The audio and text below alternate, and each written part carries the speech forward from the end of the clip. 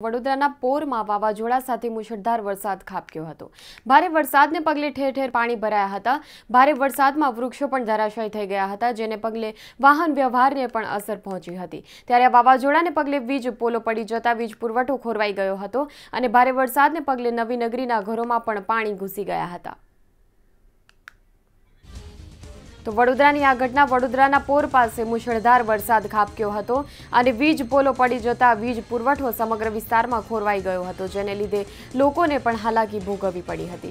વાવાઝોડા સાથે મુશળધાર વરસાદ પડતા ઠેર ઠેર રસ્તાઓ પર વરસાદી પાણી ભરાઈ ગયા હતા, જેને લઈને વાહન વ્યવહારને પણ અસર પડી હતી। પૂરની આ ઘટના છે। મુશળધાર વરસાદ પડતા જનજીવનને અસર પહોંચી હતી।